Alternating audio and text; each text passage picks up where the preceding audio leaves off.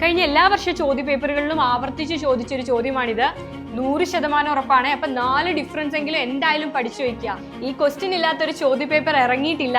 ഈ 5 ഇക്വേഷൻ പഠിച്ചു വെച്ചാൽ ഈ ചാപ്റ്ററിലെ ഏത് ന്യൂമറിക്കലും നിങ്ങൾക്ക് ചെയ്യാൻ സാധിക്കും. ഹായ് മക്കളെ, RK-NEXTൽ നിന്നും ANJ മിസ് ആണ്. സോ കെമിക്കൽ കൈനറ്റിക്സ് എന്നുള്ള ചാപ്റ്റർ ഏറ്റവും കുറഞ്ഞ സമയം കൊണ്ട് നമ്മൾ പഠിച്ചെടുക്കാൻ പോവാണ്. ഏത് ക്വസ്റ്റ്യൻ ഈ ചാപ്റ്ററിൽ നിന്ന് വന്നാലും നമുക്ക് ചെയ്യാൻ സാധിക്കും. അത് മാത്രമല്ല കംപ്ലീറ്റ് ടോപ്പിക്സും നമ്മൾ കവർ ചെയ്യുന്നുണ്ട്. ഏത് ക്വസ്റ്റ്യനും നിങ്ങൾക്ക് ഇതിന് ശേഷം അറ്റൻഡ് ചെയ്യാം. സോ വളരെ ഇമ്പോർട്ടന്റ് ആയിട്ടുള്ള ഒരു ചാപ്റ്റർ ആണ്. ഡെറിവേഷൻസ് ഉണ്ട്, ന്യൂമറിക്കൽസ് ഒരുപാട് ചെയ്യാനുണ്ട്. സോ ആ ന്യൂമറിക്കൽസിന്റെ ഒക്കെ എക്സാമ്പിൾസ് നമ്മൾ കാണുന്നുണ്ട്. NCERTയിലെ ക്വസ്റ്റ്യൻസ് ഡിസ്കസ് ചെയ്യുന്നുണ്ട്. A+ ലെവൽ ക്വസ്റ്റ്യൻസ് ഒക്കെ നമുക്ക് ഉണ്ടാവും. യെസ്, അപ്പൊ ആദ്യം കെമിക്കൽ കൈനറ്റിക്സിൽ എന്തൊക്കെ കാര്യങ്ങളാണ് ഏറ്റവും ഇമ്പോർട്ടന്റ് ആയിട്ട് പഠിച്ചിരിക്കേണ്ടത്? ഓർഡറും മോളിക്കുലാരിറ്റിയും തമ്മിലുള്ള ഡിഫറൻസ് നിങ്ങൾ പഠിച്ചിരിക്കണം. റിയാക്ഷനെ അഫക്ട് ചെയ്യുന്ന ഫാക്ടേഴ്സ് നിങ്ങൾക്ക് അറിയാമായിരിക്കണം. 0 ഓർഡറിന്റെയും ഫസ്റ്റ് ഓർഡറിന്റെയും ഇന്റഗ്രേറ്റഡ് റേറ്റ് ഇക്വേഷൻ അറിയണം. T-halfന്റെ ഡെഫിനിഷൻ, ഹാഫ് ലൈഫിന്റെ ഡെഫിനിഷൻ, T-halfന്റെ ഇക്വേഷൻ, അത് റിലേറ്റ് ചെയ്ത ന്യൂമറിക്കൽസ്, അരീനിയസ് ഇക്വേഷൻ അറിയണം. കാറ്റലിസ്റ്റിന്റെ ഇഫക്റ്റ്, ഒരു റിയാക്ഷനിൽ കാറ്റലിസ്റ്റ് എന്താണ് ചെയ്യുന്നത്, ഇതാണ് ഇതിന്റെ കോർ ആയിട്ടുള്ള ടോപ്പിക്സ്. സോ ആദ്യത്തെ ഇതിലേക്ക് നമുക്ക് കടക്കാം. Mention any 2 factors which influence the rate of A chemical reaction. ഒരു കെമിക്കൽ റിയാക്ഷന്റെ റേറ്റിനെ, അതിന്റെ സ്പീഡിനെ സ്വാധീനിക്കുന്ന ഏതെങ്കിലും 2 ഫാക്ടേഴ്സ്, ഏതെങ്കിലും 4 എണ്ണം പഠിച്ചു വെച്ചോ. ചിലപ്പോൾ 2 മാർക്കിന് ചോദിക്കാൻ സാധ്യതയുണ്ട്. റിയാക്ടന്റിന്റെ നേച്ചർ, റിയാക്ടന്റ് എത്ര കോൺസെൻട്രേഷനിലാണുള്ളത്, എന്താണ് റിയാക്ഷന്റെ ടെമ്പറേച്ചർ, താപനില, അല്ലെ, കാറ്റലിസ്റ്റിന്റെ ഇഫക്റ്റ് എന്താണ്, പ്രഷർ എന്താണ്, ഗേഷ്യസ് റിയാക്ഷൻ ആണെങ്കിൽ ഇൻഫ്ലുവൻസ് ഓഫ് റേഡിയേഷൻ. ഏതെങ്കിലും 4 എണ്ണം ഓർത്തു വയ്ക്കുക. Simple question. Next one, what is average rate of A reaction? ഒരു റിയാക്ഷന്റെ റേറ്റിനെ നമുക്ക് ആവറേജ് റേറ്റ് എന്നും ഇൻസ്റ്റന്റേനിയസ് റേറ്റ് എന്നും ഒക്കെ എടുക്കാമെന്ന് നമ്മൾ പഠിച്ചല്ലേ. ആവറേജ് റേറ്റ് എന്താണ് മക്കളെ? ഒരു പെർട്ടിക്കുലർ ടൈം ഇന്റർവെല്ലിലെ റേറ്റ് ആണ് ആവറേജ് റേറ്റ്. റേറ്റ് എന്ന് വെച്ചാൽ ഒരു റിയാക്ഷന്റെ സ്പീഡ് നമ്മൾ കണ്ടുപിടിക്കാം. ഇപ്പൊ നിങ്ങളോട് പറഞ്ഞു 10 സെക്കൻഡ് മുതൽ 20 സെക്കൻഡ് വരെയുള്ള ആ റിയാക്ഷന്റെ റേറ്റ് കണ്ടുപിടിക്കാൻ പറഞ്ഞാൽ നിങ്ങൾ എന്ത് കണ്ടുപിടിക്കും? R ആവറേജ് കണ്ടുപിടിക്കും. അപ്പൊ R ആവറേജ് എഴുതാനായിട്ട് ചോദിക്കും ചിലപ്പോൾ എക്സാമിന്. ഒരു റിയാക്ഷൻ തരിക, A+B gives C എന്ന് പറയുന്ന ഒരു റിയാക്ഷൻ തരിക. അതിന്റെ ആവറേജ് റേറ്റ് നിങ്ങൾ എങ്ങനെ എഴുതുക? റിയാക്ടന്റിന്റെ ടേമിലും പ്രൊഡക്റ്റിന്റെ ടേമിലും നിങ്ങൾക്ക് ആവറേജ് റേറ്റും ഇൻസ്റ്റന്റേനിയസ് റേറ്റും എഴുതാം. റിയാക്ടന്റ് ആരൊക്കെയാ ഇവിടെ? എയും ബിയും റിയാക്ടന്റുകളാണ്, സി പ്രൊഡക്റ്റ് ആണ്. അപ്പൊ ആവറേജ് റേറ്റും ഇൻസ്റ്റന്റേനിയസ് റേറ്റും എഴുതാൻ 1 മാർക്കിനും 2 മാർക്കിനും ചോദിക്കും. ഈ റിയാക്ഷന്റെ ആവറേജ് റേറ്റ് നമുക്കൊന്ന് എഴുതാം. ആവറേജ് റേറ്റ് എങ്ങനെ എഴുതുക? Change in concentration of reactant or product divided by change in time. അപ്പൊ ആദ്യത്തെ റിയാക്ടന്റ് എയുടെ ടേമിൽ ഞാൻ എഴുതാൻ പോവാണേ. ചേഞ്ചിനെ കാണിക്കാൻ ഡെൽറ്റ. ആരുടെ ചേഞ്ച് ആണ്?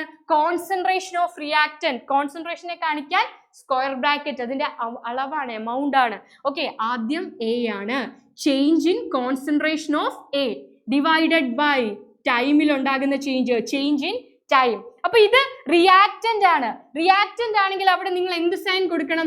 നെഗറ്റീവ് സൈൻ കൊടുക്കണം. പിന്നെ ഇവിടെ ഇപ്പൊ എന്തെങ്കിലും കോഎഫിഷ്യന്റ്, ഇപ്പൊ 2A+B gives C ആണെന്ന് വെച്ചോ. അപ്പൊ മക്കൾ എന്തും കൂടി ചെയ്യണം, ആ 2ന്റെ റെസിപ്രോക്കൽ നിങ്ങൾ എടുക്കണം.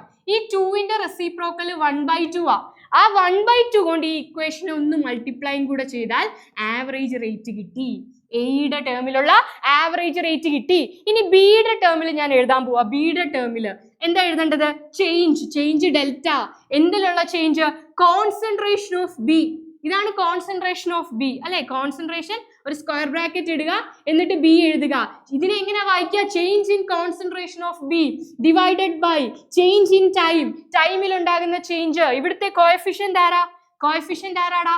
1. അപ്പൊ അതിന്റെ റെസിപ്രോക്കൽ വേണോ? വേണ്ട. പക്ഷേ ഇത് റിയാക്ടന്റ് ആണ്. റിയാക്ടന്റ് ആണെങ്കിൽ നെഗറ്റീവ് സൈൻ. ഓക്കെ, അപ്പോ ബിയുടെ ടേമിൽ റേറ്റ് കിട്ടി, ആവറേജ് റേറ്റ് കിട്ടി. സിയുടെ ടേമിൽ സി എന്താ? C is the product. C പ്രൊഡക്റ്റാ. അപ്പോഴും ഇങ്ങനെ തന്നെ എഴുതുക. എങ്ങനെയാ? Change in concentration of product C divided by change in time. പക്ഷേ പ്രൊഡക്റ്റ് ആയതുകൊണ്ട് എന്ത് കൊടുക്കണ്ട? നെഗറ്റീവ് കൊടുക്കണ്ട, പോസിറ്റീവാ. ക്ലിയർ അല്ലേ? ഇതാണ് ആവറേജ് റേറ്റ്. ഇനി ഇൻസ്റ്റന്റേനിയസ് ആണ്, ഈ ഡെൽറ്റയ്ക്ക് പകരം ഡി കൊടുത്താൽ മതി. ഡെൽറ്റ കാണുന്നിടത്തൊക്കെ ഡി ഇട്ട് കൊടുക്കുക. ക്ലിയർ അല്ലേ? ഓക്കെ അല്ലേ? യെസ്. അപ്പൊ നമ്മൾ ആവറേജ് റേറ്റ് എഴുതി. എക്സാമുകളിൽ, എല്ലാ എക്സാമിലും സ്ഥിരമായിട്ട് ചോദിക്കുന്ന ഒരു ചോദ്യമാണിത്. ഏത് എക്സാം പേപ്പർ എടുത്താലും നിങ്ങൾക്ക് ഈ ചോദ്യം കാണാം. എന്താ? The conversion of the molecule X to Y a second order follows a second order kinetics. ശ്രദ്ധിച്ചു കേട്ടോ. എക്സ് വൈ ആയിട്ട് മാറുന്നതാണ് റിയാക്ഷൻ. എക്സ് വൈ ആയിട്ട് മാറുന്നതാണ് റിയാക്ഷൻ. ഇത് എന്ത് ഓർഡർ ആണ് ഫോളോ ചെയ്യുന്നത്? സെക്കൻഡ് ഓർഡർ റിയാക്ഷനാ. Second order reaction. അപ്പൊ ഇതിന്റെ റേറ്റ് മിസ് എങ്ങനെ എഴുതാൻ പറ്റുക? Rate is equal to, rate law അനുസരിച്ച് റേറ്റ് എങ്ങനെ എഴുതുന്നത്? Rate is equal to K into, K എന്തോന്നാ? റേറ്റ് കോൺസ്റ്റന്റ് ആണ്. K into concentration of X. Okay, ഇവിടെ ഒറ്റ റിയാക്റ്റന്റേ ഉള്ളൂ, എക്സ് എന്ന് പറയുന്ന റിയാക്റ്റന്റ്. റിയാക്റ്റന്റിന്റെ ടേമിലാണ് റേറ്റ് ലോ എഴുതുക. അവിടെ നിങ്ങൾ ആരെ നോക്കണ്ട? അവിടെ നിങ്ങൾ പ്രൊഡക്റ്റിനെ നോക്കണ്ട. ഇത് അടുത്ത കോൺസെപ്റ്റാ. റേറ്റ് ലോ കണ്ടുപിടിക്കുകയാണ്, റേറ്റ് ലോ എഴുതുകയാണ്. Rate is equal to K into concentration of reactant. Here the reactant is X. അപ്പൊ എക്സിന്റെ കോൺസെൻട്രേഷൻ. തലയിൽ എന്തിടണം? അതിന്റെ ഓർഡർ ആണ് തലയിൽ വരുന്നത്. ഇത് ഫോളോ ചെയ്യുന്നത് സെക്കൻഡ് ഓർഡർ കൈനറ്റിക്സാ. ഓർഡർ 2 ആണ്. അപ്പൊ തലയിൽ 2 ഇട്ടു. ഓക്കെ അല്ലേ? അടുത്ത എന്താ പറഞ്ഞിരിക്കുന്നത്? If the concentration of X is increase to double times. എക്സിന്റെ കോൺസെൻട്രേഷൻ ഡബിൾ ആക്കുക എന്ന് വെച്ചാൽ ഇവിടെ 2 ആക്കുക, ഇരട്ടിയാക്കുക. അങ്ങനെയാണെങ്കിൽ ആ റിയാക്ഷന്റെ റേറ്റിന് എന്ത് സംഭവിക്കും? അപ്പൊ ആദ്യത്തെ റേറ്റിനെ മിസ് R1 എന്ന് കൊടുക്കാം, R1. ഇനി രണ്ടാമത്തെ റേറ്റിനെ R2 എന്ന് കൊടുക്കാം. രണ്ടാമത്തെ റേറ്റ് എന്താ? രണ്ടാമത്തെ റേറ്റ് എന്ന് പറഞ്ഞാൽ റിയാക്റ്റന്റിന്റെ എമൗണ്ട് ഡബിൾ ആക്കി, ഇരട്ടിച്ചു. അങ്ങനെയാണെങ്കിൽ ഇവിടെ എന്ത് വരും മക്കളെ? കെയ്ക്ക് യാതൊരു മാറ്റവുമില്ല. ഇവിടെ ഇപ്പൊ 2x⁻²വരികയാണെങ്കിൽ 2ന്റെ സ്ക്വയർ എന്താ? 4 വരും. ഓക്കെ, 2ന്റെ സ്ക്വയർ 4 വരും. ഞാൻ അവിടെ വെറുതെ ഇട്ടുന്നേ ഉള്ളേ, നിങ്ങൾക്ക് മനസ്സിലാവാൻ വേണ്ടിയിട്ടാണ്. രണ്ടാമത്തെ റിയാക്ഷനിൽ എന്താ നടക്കുന്നത്? എക്സിന്റെ എമൗണ്ട് ഇരട്ടിക്കുന്നു. അപ്പൊ 2x² എന്ന് വന്നാൽ 2ന്റെ സ്ക്വയർ 4 ആൻഡ് x⁻²ന് എന്തെങ്കിലും മാറ്റമുണ്ടോ? ഇല്ല. ക്ലിയർ അല്ലേ? ഇതിനെ നമുക്ക് ഒന്നും കൂടെ വൃത്തിക്ക് ഞാൻ ഈ 4നെ ഒന്ന് ഇപ്പുറത്തേക്ക് എഴുതുക. 4 into K into x⁻². Okay, ഇതാണ് R2 എന്ന് പറയുന്നത്. ഈ കെ ഇൻറ്റു x⁻² നിങ്ങൾ എവിടെയെങ്കിലും കണ്ടോ? കണ്ടു. എവിടെ കണ്ടു? ദാ R1 ആണത്. കെ ഇൻറ്റു x⁻² എന്ന് പറയുന്നത് R1 ആ. അപ്പൊ ഇതിന് പകരം മിസ്സിന് എന്ത് കൊടുക്കാം? R1 എന്ന് കൊടുക്കാം. So R2 is equal to 4 into R1. Clear അല്ലേ? R2 is equal to 4 into K x⁻²ന് പകരം നമ്മൾ എന്ത് കൊടുത്തു? R1 എന്ന് കൊടുത്തു. അപ്പൊ 4R1. ക്ലിയർ അല്ലേ? ഓക്കെ അല്ലേ? യെസ്. അടുത്തതിലേക്ക് പോവാം. Give 2 differences between order and molecularity. മക്കളെ മസ്റ്റ് ആയിട്ടും ചോദിക്കുന്ന ചോദ്യമാണ്. നിങ്ങൾ പഠിച്ചിട്ടേ എക്സാമിന് പോകാവൂ. യെസ്, ഓർഡറും മോളിക്കുലാരിറ്റിയും തമ്മിലുള്ള വ്യത്യാസം എന്തായാലും ചോദിക്കും. 100% ഉറപ്പുള്ള ചോദ്യമാണ്. ഏതെങ്കിലും 4 വ്യത്യാസങ്ങൾ പഠിക്കാം. ഒന്ന്, ഓർഡർ എന്ന് പറയുന്നത് എക്സ്പെരിമെന്റൽ വാല്യൂ ആ. ഒരു ബാലൻസ് ചെയ്ത ഒരു കെമിക്കൽ ഇക്വേഷൻ നിങ്ങൾക്ക് തന്നിട്ടുണ്ടെങ്കിൽ ഒരിക്കലും അതിൽ നിന്ന് നിങ്ങൾക്ക് എന്ത് പ്രെഡിക്റ്റ് ചെയ്യാൻ പറ്റില്ല? ആ റിയാക്ഷന്റെ ഓർഡർ പ്രെഡിക്റ്റ് ചെയ്യാൻ പറ്റില്ല. അതിന് എക്സ്പെരിമെന്റ് തന്നെ ചെയ്യണം. എന്നാൽ നിങ്ങളുടെ കയ്യിൽ ബാലൻസ്ഡ് ഒരു ഇക്വേഷൻ ഉണ്ടെങ്കിൽ അതിൽ നിന്നും നിങ്ങൾക്ക് അതിന്റെ മോളിക്കുലാരിറ്റി പറയാം. ഓക്കെ, ഞാനൊരു എക്സാമ്പിൾ കാണിച്ചു തരാം. യെസ്, ഇപ്പോ ഒരു reaction 2HI gives H2 plus I2. H2 plus I2. ഇതിന്റെ മോളിക്കുലാരിറ്റി നമ്മൾ എങ്ങനെയാ കണ്ടുപിടിക്കുക? ഈ റിയാക്ഷന്റെ മോളിക്കുലാരിറ്റി എഴുതാൻ ചോദിക്കുകയെ. മോളിക്കുലാരിറ്റി എന്ന് പറയുന്നത് സൈമുൾട്ടേനിയസ് ആയിട്ട് കൊളൈഡ് ചെയ്യുന്ന റിയാക്റ്റന്റ് മോളിക്യൂൾസിന്റെ എണ്ണമാണ്. ഒരേ സമയം കൂട്ടിയിടിക്കുന്ന റിയാക്റ്റന്റുകളുടെ എണ്ണം. അപ്പൊ മോളിക്കുലാരിറ്റി കണ്ടുപിടിക്കാൻ റിയാക്റ്റന്റിനെ മാത്രം നോക്കിയാൽ മതി, പ്രൊഡക്റ്റിനെ നോക്കണ്ട. ഇനി എത്ര റിയാക്റ്റന്റ് ആണെന്ന് നോക്കണം. ഇവിടെ 2HI ആ. So the molecularity of this reaction is 2. ഇതിന്റെ മോളിക്കുലാരിറ്റി എത്രയാ? 2 ആണ്. This is a bimolecular reaction. Okay, ഇതുപോലെ ബാലൻസ് ചെയ്ത ഒരു ഇക്വേഷൻ തന്നാൽ നിങ്ങൾക്ക് എന്ത് കണ്ടുപിടിക്കാൻ സാധിക്കും? നിങ്ങൾക്ക് മോളിക്കുലാരിറ്റി കണ്ടുപിടിക്കാൻ സാധിക്കും. എന്നാൽ ഓർഡർ കണ്ടുപിടിക്കാൻ സാധിക്കുമോ? ഇല്ല. അത് എക്സ്പെരിമെന്റൽ ക്വാണ്ടിറ്റി ആണ്. whereas molecularity is a theoretical concept. Next one, ഒരു റിയാക്ഷന്റെ ഓർഡർ 0 ആകാം. 0 ഓർഡർ റിയാക്ഷൻ ഇല്ലേ? ഉണ്ട്. ഫ്രാക്ഷൻ ആകാം. ഫ്രാക്ഷണൽ ഓർഡർ റിയാക്ഷൻ ഇല്ലേ? അപ്പൊ നിങ്ങൾ ഇത്രയും പഠിച്ചു വെക്കണം. 0 ഓർഡറിന് എക്സാമ്പിൾ പഠിക്കണം, ഫസ്റ്റ് ഓർഡറിന് എക്സാമ്പിൾ പഠിക്കണം, സ്യൂഡോ ഫസ്റ്റ് ഓർഡറിന് എക്സാമ്പിൾ പഠിക്കണം, ഫ്രാക്ഷണൽ ഓർഡറിനും എക്സാമ്പിൾ പഠിക്കണം. കഴിഞ്ഞ എക്സാമുകളിൽ മാറി മാറി ചോദിച്ചിട്ടുണ്ട് കേട്ടോ, മാറി മാറി ചോദിച്ചിട്ടുണ്ട്. യെസ്, അപ്പൊ ഓർഡർ എന്ന് പറയുന്നത് 0 ആകാം, ഓർഡർ 0 ആകാം, 1 ആകാം, 1/2 ആകാം, എന്തുമാകാം. But molecularity is always a positive integer. ഒരു റിയാക്ഷന്റെ മോളിക്കുലാരിറ്റി ഒന്നെങ്കിൽ 1 അല്ലെങ്കിൽ 2 അല്ലെങ്കിൽ 3. It cannot be 0. ഒരിക്കലും 0 ആകാൻ പറ്റത്തില്ല. അത് ചോദിക്കും നിങ്ങളോട്. ഒരിക്കലും 0 ആകാൻ പറ്റില്ല. അതേപോലെ ഓർഡർ എന്ന് പറയുന്നത് സിംഗിൾ സ്റ്റെപ്പിനും മൾട്ടി സ്റ്റെപ്പിനും, ഒറ്റ സ്റ്റെപ്പിൽ നടക്കുന്ന റിയാക്ഷൻസിനും ഒന്നിലധികം സ്റ്റെപ്പിൽ നടക്കുന്ന റിയാക്ഷൻസിനും ആപ്ലിക്കബിൾ ആണ്. എന്നാൽ മോളിക്കുലാരിറ്റി എന്ന് പറയുന്നത് സിംഗിൾ സ്റ്റെപ്പ് റിയാക്ഷൻസിന് മാത്രം ആപ്ലിക്കബിൾ ആണ്. ഒറ്റ സ്റ്റെപ്പിൽ നടക്കുന്ന റിയാക്ഷൻസിന് മാത്രമാണ് അത് ആപ്ലിക്കബിൾ ആയിട്ടുള്ളത്. യെസ്. ഓക്കെ, അടുത്ത ചോദ്യത്തിലേക്ക് കടക്കാം. ഒരു സീറോ ഓർഡർ റിയാക്ഷന്റെ റേറ്റ് കോൺസ്റ്റന്റ് കെയുടെ യൂണിറ്റ് ആണ് ചോദിച്ചിരിക്കുന്നത്. മക്കളെ, സീറോ ഓർഡറിന്റെയും ഫസ്റ്റ് ഓർഡറിന്റെയും സെക്കൻഡ് ഓർഡറിന്റെയും റേറ്റ് കോൺസ്റ്റന്റ് കെയുടെ യൂണിറ്റ് നിങ്ങൾ മസ്റ്റ് ആയിട്ടും പഠിച്ചിരിക്കണം. ഒരു മാർക്കിന് സ്ഥിരം ചോദിക്കും. സീറോ ഓർഡറിന്റെ എങ്ങനെയാ വരിക? Mole L⁻⁻1 S⁻⁻1. ഫസ്റ്റ് ഓർഡറിന്റെയോ സെക്കൻഡ് ഇൻവേഴ്സ്. ഓക്കെ, നിങ്ങൾ ഇങ്ങനെ ഓർത്താൽ മതി. ഫസ്റ്റ് ഓർഡർ ഒറ്റ ടേമേ ഉള്ളൂ, സെക്കൻഡ് ഇൻവേഴ്സ് മാത്രമേ ഉള്ളൂ. യെസ്. അടുത്തത് സെക്കൻഡ് ഓർഡർ ആണെങ്കിൽ എങ്ങനെയാ വരിക? മോൾ⁻⁻1 L S⁻⁻1. 3 ഓർത്തിരിക്കുക. 1 മാർക്കിന് ഷുവർ ആണ്. യെസ്. അടുത്ത ചോദ്യം, write integrated rate equation for a first order reaction. ഒരു സീറോ ഓർഡർ റിയാക്ഷന്റെയും ഫസ്റ്റ് ഓർഡർ റിയാക്ഷന്റെയും ഇന്റഗ്രേറ്റഡ് റേറ്റ് ഇക്വേഷൻ, അതായത് കെയുടെ ഇക്വേഷൻ നിങ്ങൾ പഠിച്ചിരിക്കണം. മസ്റ്റ് ആയിട്ടും പഠിച്ചിരിക്കണം. ഒരു മാർക്കിന് എപ്പോഴും ചോദിക്കുന്ന ചോദ്യമാണ്. മാത്രമല്ല, ഇത് വെച്ചിട്ട് ഫസ്റ്റ് ഓർഡറിനെ വെച്ചിട്ട് എപ്പോഴും പ്രോബ്ലംസും വരാറുണ്ട്. ഓക്കെ, അപ്പൊ സീറോ ഓർഡർ റിയാക്ഷന്റെ ഇന്റഗ്രേറ്റഡ് റേറ്റ് ഇക്വേഷൻ എന്താ? K is equal to R0 minus R/T. മക്കളെ എഴുതി വെച്ചോ, ഉറപ്പാണ് കേട്ടോ. യെസ്. അടുത്തത് ഫസ്റ്റ് ഓർഡറിന്റെ K is equal to 2.303 by T into log R0 divided by R. അപ്പൊ ഇപ്പൊ നമ്മളോട് ഇവിടെ ചോദിച്ചിരിക്കുന്നത് ഫസ്റ്റ് ഓർഡറിന്റെ ആണ്. അപ്പൊ ഇതാണ് നിങ്ങൾ എഴുതേണ്ടത്. സീറോ ഓർഡറും പഠിച്ചു വെക്കുക. ഇത് വെച്ചിട്ട് ന്യൂമറിക്കൽ ഷുവർ ആണ്. ഒരു മാർക്കിന് ഇക്വേഷൻ എഴുതാനും ചോദിക്കും. ഇവിടെ K റേറ്റ് കോൺസ്റ്റന്റ് ആണ്. At time T, R0 is the initial concentration of reactant, R is the final concentration of reactant. Okay, moving to the next question. Yes, അപ്പോ ഈ ഇക്വേഷൻ വെച്ചിട്ട് വരുന്ന ഒരു ചോദ്യമാണ് ഇനി പഠിക്കാൻ പോകുന്നത്. ഇത് 100% ഉറപ്പാണ്. Okay, yes. അപ്പൊ ചോദ്യം കേട്ടോ. A first order reaction has a rate constant 1.15 into 10⁻⁻2 second inverse. ഒരു ഫസ്റ്റ് ഓർഡർ റിയാക്ഷന്റെ റേറ്റ് കോൺസ്റ്റന്റ് K ആണ് ഇവിടെ തന്നിരിക്കുന്നത്. How long will 5 gram of this reactant take to reduce to 3 gram? 5 gram reactant 3 gram ആയിട്ട് മാറാൻ എടുക്കുന്ന time ആണ് ചോദിച്ചിരിക്കുന്നത്. NCERT ടെക്സ്റ്റ് ബുക്കിലുള്ള ക്വസ്റ്റ്യൻ ആണ്. അതുകൊണ്ട് ദ മോസ്റ്റ് ഇമ്പോർട്ടൻറ്റ് ക്വസ്റ്റ്യൻ എന്ന് നമുക്ക് പറയാൻ സാധിക്കും. യെസ്. അപ്പോൾ ശ്രദ്ധിച്ചു കേട്ടോ. റേറ്റ് കോൺസ്റ്റന്റ് തന്നിട്ടുണ്ട്. കണ്ടുപിടിക്കേണ്ടത് ഹൗ ലോങ് വിൽ എന്ന് വെച്ചാൽ ടൈം. T ആണ് കാൽക്കുലേറ്റ് ചെയ്യേണ്ടത്. ഈ ഇക്വേഷനിൽ നിന്ന് T എങ്ങനെ കാൽക്കുലേറ്റ് ചെയ്യാം? ഇത് ഇങ്ങോട്ടേക്ക് കൊണ്ടുവന്നാൽ മതി. Okay, T is equal to 2.303 divided by K into log R0 by R. ഇതാണ് നമ്മൾക്ക് വേണ്ട ഇക്വേഷൻ. ഓക്കെ, ഇനി ഓരോന്നും സബ്സ്റ്റിറ്റ്യൂട്ട് ചെയ്തേ. 2.303 അങ്ങനെ തന്നെ. Kക്ക് പകരം എന്ത് കൊടുക്കാം? 1.15 into 10⁻⁻2 എന്ന് കൊടുക്കാം. Okay, log R0 by R പകരം എന്ത് സബ്സ്റ്റിറ്റ്യൂട്ട് ചെയ്യാം മക്കളെ? R0 എന്ന് പറയുന്നത് ഇനിഷ്യൽ കോൺസെൻട്രേഷൻ ഓഫ് റിയാക്ടന്റ്. തുടക്കത്തിൽ നിങ്ങളുടെ കയ്യിൽ എത്ര റിയാക്ടന്റ് ഉണ്ട്? R എന്ന് പറയുന്നത് ഫൈനൽ കോൺസെൻട്രേഷൻ ഓഫ് റിയാക്ടന്റ്.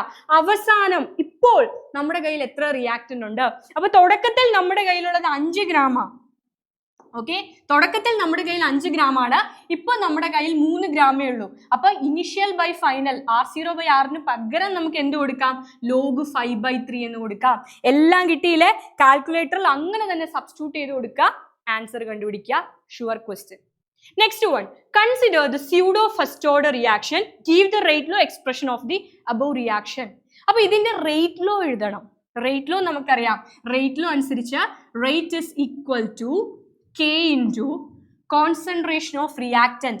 ആരൊക്കെയാ? റേറ്റ് ലോ എഴുതുമ്പോൾ പ്രൊഡക്റ്റ് വേണോ? വേണ്ട. ആര് മതി? റിയാക്ടന്റ് മതി. ഇവിടെ ആരൊക്കെയാ റിയാക്ടന്റ്? CH3COO C2H5 H2O. അപ്പൊ രണ്ടെണ്ണം സ്ക്വയർ ബ്രാക്കറ്റിൽ ഇട്ടേ. CH3COO C2H5 and water. ഇവർ രണ്ടുമാണ് നമ്മുടെ റിയാക്ടന്റ്. അവരെ നമ്മൾ സ്ക്വയർ ബ്രാക്കറ്റിൽ ഇട്ടു. അവരുടെ കോൺസെൻട്രേഷൻ കാണിക്കാൻ വേണ്ടിയിട്ട് അവരെ സ്ക്വയർ ബ്രാക്കറ്റിൽ ഇട്ടു. ഇനി അവരുടെ തലയിൽ എന്താ മക്കളെ വരുന്നത്? അവരുടെ തലയിൽ എന്താ? ഒരു ബാലൻസ്ഡ് കെമിക്കൽ ഇക്വേഷൻ കണ്ടിട്ട് അവിടെ നിന്ന് റേറ്റ് ലോ എഴുതാൻ പറ്റുമോ? ഇല്ല, പറ്റത്തില്ല. ശരിക്കും ഇവരുടെ തലയിൽ വരുന്നത് ഇവിടെ 1ഉം ഇവിടെ 0യുമാണ്. കാരണം വാട്ടർ ഈ റിയാക്ഷനിൽ എക്സസ് ആണുള്ളത്, കൂടുതലാണുള്ളത്. അപ്പൊ വാട്ടറിന്റെ കോൺസെൻട്രേഷനിൽ ചേഞ്ച് വരുന്നില്ല. അതുകൊണ്ട് നമ്മൾ അതിനെ കൺസിഡർ ചെയ്യത്തില്ല, ചേഞ്ച് ഇല്ല. അപ്പൊ ഇവിടെ റേറ്റ്, ഈ റിയാക്ഷന്റെ റേറ്റ് എത്രയാണ്? ഈ റിയാക്ഷന്റെ ഓർഡർ എത്രയാണെന്ന് അറിയാമോ? ഈ റിയാക്ഷന്റെ ഓർഡർ 1 ആണ്. അപ്പൊ നിങ്ങൾ കാണുമ്പോൾ വിചാരിക്കും വാട്ടറിന്റെ തലയിലും 1, ഇതും 1, 1ഉം 1ഉം കൂട്ടിയാൽ 2 ആണ് ഈ റിയാക്ഷന്റെ ഓർഡർ എന്ന് കാണുമ്പോൾ വിചാരിക്കും. പക്ഷെ വാട്ടറിന്റെ തലയിൽ 1 ആണോ? അല്ല, 0 ആണ്. കാരണം അത് എക്സസ് ആണ്. അതുകൊണ്ടാണ് ഈ റിയാക്ഷനെ എന്ത് പേര് വിളിക്കുക? Pseudo first order reaction. ഉള്ളതാണോ? അല്ല, കള്ളത്തരാണ്, സ്യൂഡോ ആണ്. അതുകൊണ്ടാണ് സ്യൂഡോ ഫസ്റ്റ് ഓർഡർ റിയാക്ഷൻ. അപ്പൊ കാണുമ്പോൾ നിങ്ങൾ വിചാരിക്കും ഹയർ ഓർഡർ ആണെന്ന്, അല്ലെ? കാണുമ്പോൾ നിങ്ങൾ വിചാരിച്ചു ഇതൊരു സെക്കൻഡ് ഓർഡർ റിയാക്ഷൻ ആണെന്ന്. ഓർഡർ എങ്ങനെയാ കണ്ടുപിടിക്കുക? ഇതിന്റെ തലയിലുള്ളതും കൂടെ സം ചെയ്തിട്ടാണ് ഓർഡർ കണ്ടുപിടിക്കുക. അപ്പൊ കണ്ടപ്പോൾ നമ്മൾ കരുതി വാട്ടറിന്റെ തലയിലും 1, ഇതിന്റെ തലയിലും 1, സോ 1 + 1 2 ആണെന്ന്.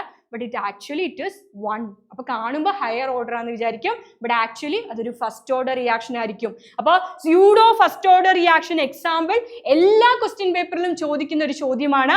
ഈ എക്സാമ്പിൾ പഠിച്ചു വെക്കുക.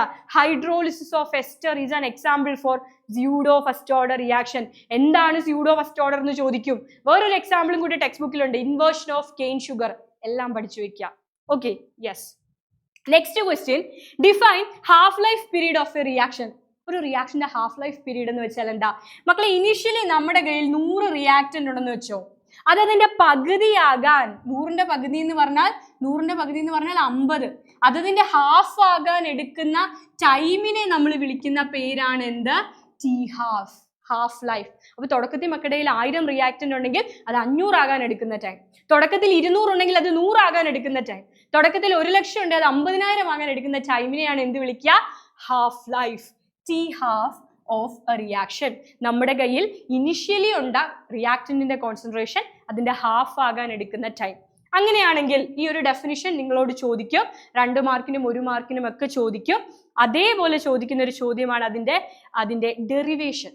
ഓക്കെ, ഇന്റഗ്രേറ്റഡ് ഫസ്റ്റ് ഓർഡർ റിയാക്ഷന്റെ ഇന്റഗ്രേറ്റഡ് റേറ്റ് ഇക്വേഷനിൽ നിന്നും അതിന്റെ ടി ഹാഫ് ഡിറൈവ് ചെയ്തെടുക്കാൻ ചോദിക്കും.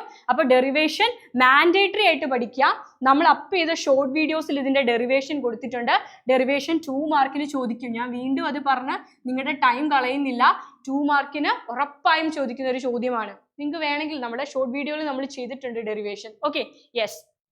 ഇനി അതേപോലെ ഇവിടുന്ന് വരുന്ന വേറൊരു ക്വസ്റ്റ്യനും കൂടി, ഗ്രാഫിന്റെ ഒരു ക്വസ്റ്റ്യൻ ഉണ്ട്. അതിനു മുൻപ് നമുക്ക് ഈ ഒരു ഹാഫ് ലൈഫ് കംപ്ലീറ്റ് ചെയ്യാം. How half-life period of a first order reaction is related to the rate constant of the reaction. അതായത് ഒരു റിയാക്ഷന്റെ ടി ഹാഫ് ലൈഫും അതേപോലെ ഇതിന്റെ റേറ്റ് കോൺസ്റ്റന്റ് കെയും തമ്മിലുള്ള റിലേഷൻ ആണ് ചോദിച്ചിരിക്കുന്നത്. ഓക്കെ, അപ്പൊ ഒരു 0 ഓർഡർ റിയാക്ഷൻ നമുക്ക് എഴുതാം. 0 ഓർഡർ റിയാക്ഷന്റെ ടി ഹാഫും കെയും തമ്മിലുള്ള റിലേഷൻഷിപ്പ് എന്താ? T half is equal to R0 divided by 2K. എന്നാൽ ഒരു ഫസ്റ്റ് ഓർഡർ റിയാക്ഷന്റെ ടി ഹാഫിന്റെ ഇക്വേഷൻ എന്താ മക്കളെ? T half is equal to 0.693 divided by K. ഈ 2 എക്സ്പ്രഷനും നിങ്ങൾ പഠിച്ചു വെക്കണം. ഇതുമായിട്ട് റിലേറ്റ് ചെയ്ത പ്രോബ്ലംസ്, ന്യൂമറിക്കൽസ് നിങ്ങളോട് ചോദിക്കാറുണ്ട്. ഈ ഡെറിവേഷൻ, ഫസ്റ്റ് ഓർഡറിന്റെ ഡെറിവേഷൻ എപ്പോഴും ക്വസ്റ്റ്യൻ പേപ്പറിൽ ചോദിക്കുന്ന ഒരു ചോദ്യമാണ്. അപ്പോൾ ഇവിടെ നിങ്ങൾ ഒറ്റ കാര്യം കൂടെ ഓർത്ത് വെക്കണം. എപ്പോഴും ചോദിക്കുന്ന ഒരു ചോദ്യമാണ്, ഏത് ഓർഡർ റിയാക്ഷൻ ആണ് T half life initial concentration of റിയാക്ടന്റിനെ ഇൻഡിപെൻഡന്റ് ആയിട്ടുള്ളത്? ക്വസ്റ്റ്യൻ മനസ്സിലായോ? അതായത് ടി ഹാഫ് R0നെ, ഇനിഷ്യൽ കോൺസെൻട്രേഷൻ ഓഫ് റിയാക്ടന്റിനെ ഡിപ്പെൻഡ് ചെയ്യാത്ത റിയാക്ഷൻ ഏതാണ്? അതായത് നിങ്ങൾ തുടക്കത്തിൽ എടുത്തത് 50, 100, 1,00,000, 10,00,000, 5 ഗ്രാമോ 10 ഗ്രാമോ എത്രയായാലും കുഴപ്പമില്ല, ടി ഹാഫ് അതിനെ ഡിപ്പെൻഡ് ചെയ്യുന്നില്ല. അങ്ങനെയുള്ള റിയാക്ഷൻ ഏതാ? അങ്ങനെയുള്ള റിയാക്ഷൻ ആണ് ഫസ്റ്റ് ഓർഡർ റിയാക്ഷൻ. കാരണം ഫസ്റ്റ് ഓർഡർ റിയാക്ഷന്റെ ടി ഹാഫിൽ നിങ്ങൾ R0 കാണുന്നുണ്ടോ? ഇല്ല. പക്ഷെ 0 ഓർഡറിന്റെ ഇക്വേഷനിൽ എന്തുണ്ട്? R0 ഉണ്ട്, ഇനിഷ്യൽ കോൺസെൻട്രേഷൻ ഓഫ് റിയാക്ടന്റ് ഉണ്ട്. അപ്പൊ ഇത് റിയാക്ടന്റിന്റെ ഇനിഷ്യൽ കോൺസെൻട്രേഷനെ ഡിപ്പെൻഡ് ചെയ്യുന്നു. ഫസ്റ്റ് ഓർഡർ റിയാക്ടന്റിന്റെ ഇനിഷ്യൽ കോൺസെൻട്രേഷനെ ഡിപ്പെൻഡ് ചെയ്യുന്നില്ല. ക്ലിയർ അല്ലേ? അങ്ങനെ ഒരു ചോദ്യവും ഇവിടെ നിന്ന് വരാറുണ്ട്. ടി ഹാഫ് ഡിറൈവ് ചെയ്യാൻ ചോദിക്കും, ടി ഹാഫിന്റെ ഇക്വേഷൻ ചോദിക്കും, അത് വെച്ചുള്ള പ്രോബ്ലം ചോദിക്കും, ആരാണ് R0നെ ഡിപ്പെൻഡ് ചെയ്യാത്തതെന്നും ചോദിക്കും. അപ്പൊ 0 ഓർഡറും ഫസ്റ്റ് ഓർഡറുമേ നിങ്ങൾക്ക് പഠിക്കാനുള്ളൂ. Okay, yes. അടുത്ത ചോദ്യം, first order reaction is found to have a rate constant. ഒരു ഫസ്റ്റ് ഓർഡർ റിയാക്ഷന്റെ റേറ്റ് കോൺസ്റ്റന്റ് കെയുടെ വാല്യൂ തന്നിട്ടുണ്ട്. Find out the half life of the reaction. അതിന്റെ ടി ഹാഫ് ആണ് കാൽക്കുലേറ്റ് ചെയ്യേണ്ടത്. വേഗം ചെയ്തോ. ടി ഹാഫിന്റെ ഇക്വേഷൻ എന്താ? ഫസ്റ്റ് ഓർഡറിന്റെ T half is equal to 0.693 divided by K. ഇവിടെ കെയുടെ വാല്യൂ എത്രയാ? 0.693 ഡിവൈഡഡ് ബൈ കെ എത്രയാണടാ? 5.5 into 10⁻⁻14 സെക്കൻഡ് ഇൻവേഴ്സ്. ഇത് ചെയ്യുമ്പോൾ മക്കൾക്ക് ഇത്രയും സെക്കൻഡ്സ് എന്ന് കിട്ടും. ഓക്കെ, ക്ലിയർ അല്ലേ? അപ്പൊ എക്സാമിന് സ്ഥിരം ചോദിക്കുന്ന ഒരു ക്വസ്റ്റ്യൻ ആണ്. ഓക്കെ, അപ്പൊ അരീനിയസ് ഇക്വേഷൻ ആണ് നമ്മുടെ ലാസ്റ്റ് കോൺസെപ്റ്റ്. അതിനു മുൻപ് വളരെ ഇമ്പോർട്ടന്റ് ആയിട്ടുള്ള വേറൊരു ചോദ്യം. മക്കളെ, ഈ ഒരു ചാപ്റ്ററിൽ നിന്ന് ഗ്രാഫിന്റെ ക്വസ്റ്റ്യൻ വരും. ഗ്രാഫ് പ്ലോട്ട് ചെയ്യാനും ചോദിക്കും. ആ ഗ്രാഫ് കണ്ടിട്ട് ഓർഡർ, ആ റിയാക്ഷന്റെ ഓർഡർ, ഒരു ഗ്രാഫ് തരും. ഇതുപോലെ ഒരു ഗ്രാഫ് തന്നിട്ട് ചോദിക്കും, ഈ ഗ്രാഫ് കണ്ടിട്ട് ഇത് 0 ഓർഡർ റിയാക്ഷൻ ആണോ ഫസ്റ്റ് ഓർഡർ റിയാക്ഷൻ ആണോ, ആ റിയാക്ഷന്റെ ഓർഡർ പ്രെഡിക്റ്റ് ചെയ്യാനും ചോദിക്കും. ക്ലിയർ ആണോ ഞാൻ പറഞ്ഞത്? അപ്പോൾ ആദ്യം ചോദിക്കുന്ന ഒരു ക്വസ്റ്റ്യൻ നമുക്ക് നോക്കാം. Plot A graph showing variation in the concentration of reactant. Concentration of reactant എന്ന് പറഞ്ഞാൽ ഇതാണ്. ഓക്കെ, അഗെയിൻസ്റ്റ് ടൈം, ടൈമും ആറും തമ്മിലുള്ള റിലേഷൻ കാണിക്കുന്ന ഗ്രാഫ് വരയ്ക്കുക. ഒരു ഗ്രാഫ് പ്ലോട്ട് ചെയ്യുക. ആരുടെ? 0 ഓർഡർ റിയാക്ഷന്റെ. നിങ്ങളുടെ NCERT ടെക്സ്റ്റ് ബുക്കിൽ നിങ്ങൾക്ക് 3 ഗ്രാഫുകളാണ് പഠിക്കാനുള്ളത്. ഓക്കെ, ഈ 3 ഗ്രാഫുകളാണ് ഓർഡറുമായിട്ട് റിലേറ്റ് ചെയ്ത് നമുക്ക് പഠിക്കാനുള്ളത്. ഫസ്റ്റ് വൺ 0 ഓർഡറിന്റെ ഗ്രാഫാ. ഒന്നുമില്ല, ദാ ഇതേപോലെ വരയ്ക്കുക. എക്സ് ആക്സിസിൽ ടൈം ആയിരിക്കും, വൈ ആക്സിസിൽ കോൺസെൻട്രേഷൻ ഓഫ് റിയാക്ടന്റ് ആയിരിക്കും. അത് ദാ ഇങ്ങനെ ഡിക്രീസ് ചെയ്യുന്നത് കാണിക്കുക. ഇവിടെ വൈ ഇന്റർസെപ്റ്റ് എന്ന് പറയുന്നത് R0 ആണ്, ഇനിഷ്യൽ കോൺസെൻട്രേഷൻ ഓഫ് റിയാക്ടന്റ് ആണ്. ആൻഡ് ഈ റിയാക്ഷന്റെ ഈ ഒരു ഗ്രാഫ്, ഇതിന്റെ സ്ലോപ്പ് എന്താ? സ്ലോപ്പ് എന്ന് പറയുന്നത് -k ആണ്. ക്ലിയർ ആണോ മക്കളെ? നമ്മൾ ഇന്റഗ്രേറ്റഡ് റേറ്റ് ഇക്വേഷനിൽ നിന്നാണ് നമ്മൾ ഈ ഒരു ഗ്രാഫ് പ്ലോട്ട് ചെയ്യുന്നത്. ഓക്കെ, അതൊക്കെ ഡീറ്റെയിൽ ആയിട്ട് ഞാൻ പറയുന്നില്ല, ഒരുപാട് സമയം എടുക്കും. യെസ്, അപ്പൊ ഇത് എന്തിന്റെ ഗ്രാഫാണ്? 0 ഓർഡർ റിയാക്ഷന്റെ ഗ്രാഫാ. അപ്പൊ ഈ ഗ്രാഫ് കണ്ടാൽ അപ്പൊ മനസ്സിലാക്കിക്കോ 0 ഓർഡറാ. ഇനി ഫസ്റ്റ് ഓർഡറിലേക്ക്, ഈ 2 ഗ്രാഫുകളും ഫസ്റ്റ് ഓർഡറിന്റെയാ. NCERT ഓർഡറുമായിട്ട് റിലേറ്റ് ചെയ്ത് ഈ 3 ഗ്രാഫേ ഉള്ളൂ. പിന്നെ വരുന്നത് അരീനിയസ് ഇക്വേഷൻ ഒക്കെ കഴിഞ്ഞിട്ട് നിങ്ങൾ പഠിക്കുന്ന ഒരു ഗ്രാഫ് അല്ലേ? യെസ്, ഇവിടെ നിങ്ങൾ ആകെ ഈ 3 ഗ്രാഫേ പഠിക്കുന്നുള്ളൂ. സോ നിങ്ങൾക്ക് തരാൻ പോകുന്ന ഗ്രാഫ് ഒന്നുകിൽ 0 ഓർഡറിന്റെ ആയിരിക്കും, അല്ലെങ്കിൽ ഫസ്റ്റ് ഓർഡറിന്റെ ആയിരിക്കും. എങ്ങനെ ഐഡന്റിഫൈ ചെയ്യാം? ഫസ്റ്റ് ഓർഡറിന്റെയിൽ മാത്രമാണ് ലോഗിന്റെ ടേം നിങ്ങൾ കാണുക. ln, നാച്ചുറൽ ലോഗരിതം, അല്ലെങ്കിൽ LOG ലോഗ് കാണുക ഫസ്റ്റ് ഓർഡറിന്റെ ഗ്രാഫിലായിരിക്കും. ഒരിക്കലും 0 ഓർഡറിന്റെ ഗ്രാഫിൽ ലോഗിന്റെ ടേം ഇല്ല. അപ്പോൾ ഐഡന്റിഫൈ ചെയ്യാൻ, ഗ്രാഫ് തന്നിട്ട് ഐഡന്റിഫൈ ചെയ്യാൻ പറഞ്ഞാൽ എന്ത് നോക്കിയാൽ മതി? ലോഗ് ഉണ്ടോ എന്ന് നോക്കുക. ലോഗ് ഉണ്ടെങ്കിൽ ഫസ്റ്റ് ഓർഡർ. തൽക്കാലം NCERT ഉള്ളതാണ് ഞാൻ പറയുന്നത്. 3 ഗ്രാഫുകളേ ഉള്ളൂ. ലോഗ് കണ്ടാൽ ഫസ്റ്റ് ഓർഡർ, ഇല്ലെങ്കിൽ 0 ഓർഡർ. ഇത് 3ഉം വരയ്ക്കാൻ പഠിച്ചു വെക്കണം. ഇന്റഗ്രേറ്റഡ് റേറ്റ് ഇക്വേഷൻ യൂസ് ചെയ്ത് ഈസി ആയിട്ട് പ്ലോട്ട് ചെയ്യാം. ഓക്കെ, യെസ്, അത് ഡീറ്റെയിൽഡ് ആയിട്ട് പറയേണ്ട കുറെ കാര്യങ്ങളാണ്. ഓക്കെ, ഇങ്ങനെയായിരിക്കും ചോദ്യം വരിക. Examine the graph given below. Identify the integrated rate equation and the order of the reaction corresponding to it. ഒരു ഗ്രാഫ് തന്നിട്ടുണ്ട്. ആ ഗ്രാഫ് കണ്ടിട്ട് ആ റിയാക്ഷന്റെ ഓർഡർ പ്രെഡിക്റ്റ് ചെയ്യണം. ഓർഡർ വെച്ചിട്ട് ഇന്റഗ്രേറ്റഡ് റേറ്റ് ഇക്വേഷനും എഴുതണം. സോ ഈ ഗ്രാഫ് കണ്ടിട്ട് ഇത് ഏത് ഓർഡർ ആണെന്ന് പറ. എക്സ് ആക്സിസിൽ ടൈം ആണ്, വൈ ആക്സിസിൽ കോൺസെൻട്രേഷൻ ഓഫ് റിയാക്ടന്റ് ആണ്, ലോഗ് ഇല്ല. അപ്പൊ തന്നെ ആ റിയാക്ഷന്റെ ഓർഡർ എന്റെ മക്കൾക്ക് മനസ്സിലായി. ഓർഡർ എന്താടാ? 0 ഓർഡർ ആണ്. 0 ഓർഡർ ആണ് അല്ലേ? യെസ്, അങ്ങനെയാണെങ്കിൽ അതിന്റെ ഇന്റഗ്രേറ്റഡ് റേറ്റ് ഇക്വേഷൻ എന്താ? ഒരു 0 ഓർഡർ റിയാക്ഷന്റെ ഇന്റഗ്രേറ്റഡ് റേറ്റ് ഇക്വേഷൻ അറിയാത്തവരുണ്ടോ? ഉണ്ടോ? ഇല്ല. യെസ്, എന്താ integrated rate equation? K is equal to R0 minus R divided by T അല്ലേ? ഇതാണ് ഒരു 0 ഓർഡർ റിയാക്ഷന്റെ ഇന്റഗ്രേറ്റഡ് റേറ്റ് ഇക്വേഷൻ. K എന്താ? Rate constant. R0 എന്താ? Initial concentration of reactant. R എന്താ? Final concentration of reactant at time T. Okay, yes, അപ്പൊ ഇങ്ങനെയായിരിക്കും ചോദ്യം ചോദിക്കുക. ഇങ്ങനെ മാത്രമല്ല, ഗ്രാഫ് പ്ലോട്ട് ചെയ്യാനും ചോദിക്കും. സോ നമ്മൾ നമ്മുടെ അവസാന ടോപ്പിക്കിലേക്ക് കിടക്കാണ്. അരീനിയസ് ഇക്വേഷൻ വളരെ ഇമ്പോർട്ടന്റ് ആണ്. ഇക്വേഷൻ ചോദിക്കും. എന്താ അരീനിയസ് ഇക്വേഷൻ എങ്ങനെ എഴുതുക? K is equal to AE raised to minus EA by RT അല്ലെ? ഇതാണ് നമ്മുടെ അരീനിയസ് ഇക്വേഷൻ. ഇതിന്റെ ഓരോ ടേമും എക്സ്പ്ലെയിൻ ചെയ്യാൻ, ഓരോ ടേമും എന്താന്ന് ചോദിക്കും. K എന്താ? Rate constant. എനെ എന്താ വിളിക്കുക? Arrhenius factor, pre exponential factor, frequency factor അല്ലെ? EA is the activation energy. എടാ, ആക്ടിവേഷൻ എനർജി EA കാൽക്കുലേറ്റ് ചെയ്യാനില്ലാത്ത ഒരു ക്വസ്റ്റ്യൻ പേപ്പർ ഇല്ല. 100% ഉറപ്പാണ്. യെസ്, R ഗ്യാസ് കോൺസ്റ്റന്റ് ആണ്. T is the absolute temperature. Temperature in Kelvin. കെൽവിനിലുള്ള ടെമ്പറേച്ചർ ആണ് T. അപ്പൊ ഇത് മസ്റ്റ് ആയിട്ട് ചോദിക്കുന്ന ഒരു ക്വസ്റ്റ്യൻ ആണ്, പഠിച്ചിട്ട് പോവാ. Arrhenius equation. ആക്ടിവേഷൻ എനർജി എന്താണെന്ന് ഡിഫൈൻ ചെയ്യാനായിട്ട് ചോദിക്കും. എന്താണ് ആക്ടിവേഷൻ എനർജി എന്ന് ഡിഫൈൻ ചെയ്യാൻ ചോദിക്കും. ഇത്രയേ ഉള്ളൂ. ഇതാണ് നമ്മുടെ റിയാക്റ്റന്റുകൾ. ഓക്കെ, റിയാക്റ്റന്റുകൾ. ആ റിയാക്റ്റന്റുകൾക്ക് എന്തുണ്ട്? ഒരു എനർജി ഉണ്ട്. ഈ റിയാക്റ്റന്റുകൾക്ക് ഒരു എനർജി ഉണ്ട്. പക്ഷെ ഈ റിയാക്റ്റന്റ് ആക്ടിവേറ്റഡ് കോംപ്ലക്സുകൾ എന്ന് പറയുന്ന ഒരു ഇന്റർമീഡിയറ്റ്, ആ ഒരു ഇന്റർമീഡിയറ്റ് കോംപ്ലക്സുകൾ ആയതിനു ശേഷമാണ് അവർ എന്ത് ചെയ്യുക? അവർ പ്രൊഡക്റ്റ് ആയിട്ട് മാറുക. അപ്പൊ ഓൾറെഡി ഉള്ള ഈ ഒരു എനർജി വെച്ചിട്ട് ആ റിയാക്റ്റന്റിന് എന്താകാൻ പറ്റില്ല? ദാ ഈ മല കയറിയാലേ അവർക്ക് ആക്ടിവേറ്റഡ് കോംപ്ലക്സ് ആകാൻ പറ്റൂ. അതിനൊരു എക്സ്ട്രാ എനർജി വേണം. ആ എക്സ്ട്രാ എനർജിയെ നമ്മൾ വിളിക്കുന്ന പേരാണ് എന്ത്? Activation energy, EA. ആ എക്സ്ട്രാ എനർജിയെ നമ്മൾ വിളിക്കുന്ന പേരാണ് ആക്ടിവേഷൻ എനർജി. ക്ലിയർ അല്ലേ?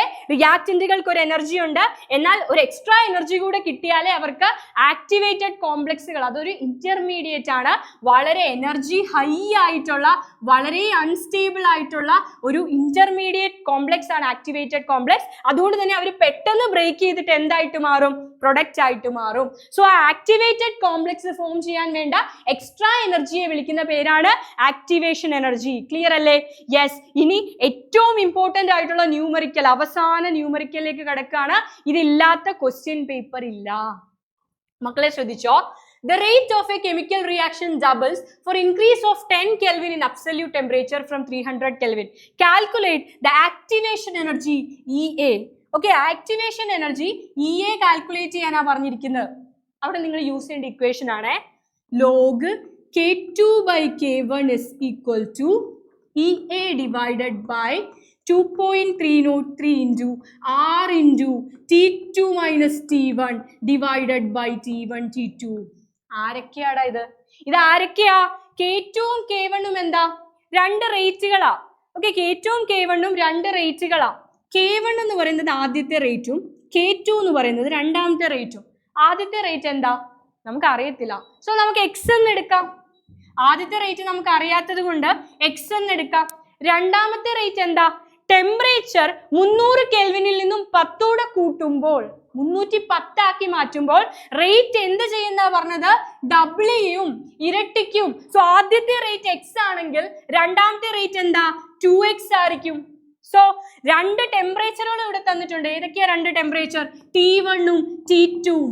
ആദ്യത്തെ ടെമ്പറേച്ചർ 300 കെൽവിനാ. രണ്ടാമത്തെ ടെമ്പറേച്ചർ എന്താ? അതിനേക്കാളും 10 കെൽവിൻ കൂടുതൽ, 300നേക്കാളും 10 കൂടുതൽ എന്താ? 310 kelvin. 310 kelvin. So T2 is 310 kelvin. ഇനി ഇതിൽ ഏതൊക്കെയാ കിട്ടാത്തത്?